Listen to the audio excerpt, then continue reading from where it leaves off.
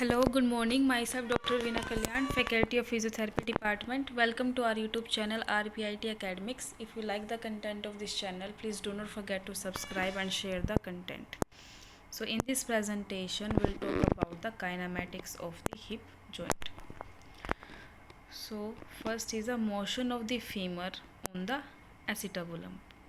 So femoral head is a convex part and acetabulum is a concave part.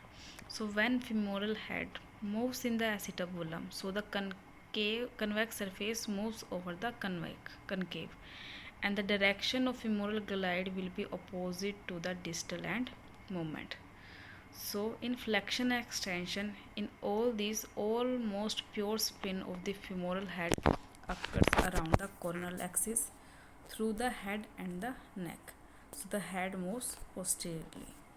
So in flexion, with the knee flexion, the hip flexion is about 120 degree, and when there is knee extension, it is about 90 degree.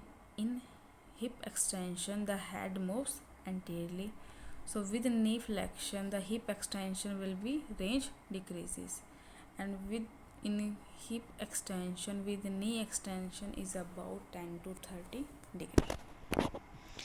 Abduction is about 45 to 50 degree and limited by the bijoint muscle, that is gracilis. Next is adduction is about 20 to 30 degree, which is limited by tensor facial lata and the IT band. Medial lateral rotation is usually measured between 90 degree with hip flexion ranges between 45 to 50 degree. Next is the motion of the pelvis on the femur. So when the hip joint is weight bearing, the femur is laterally fixed, and in fact motion of the hip joint is produced by the movement of the pelvis on the femur. So at all joints, the movement between articular surfaces is the same whether the distal lever moves or the proximal lever moves. However, the proximal lever and the distal lever move in opposite direction to produce the same articular motion. So first motion in the pelvis is the anterior pelvic tilt. So in this producing flexion movement, that is ASS moves anteriorly and the inferiorly by moving the inferior sacrum away from the femoral head rather than the femoral head moving away. Posterior tilt producing extension movement. ASI is moving posteriorly. Inferior sacrum moves closely to the femoral head.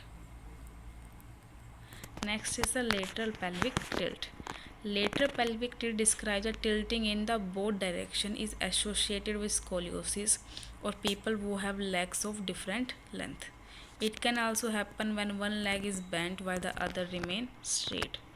So in this case, the bent side, the hip can follow the femur as knee lowers down towards the ground.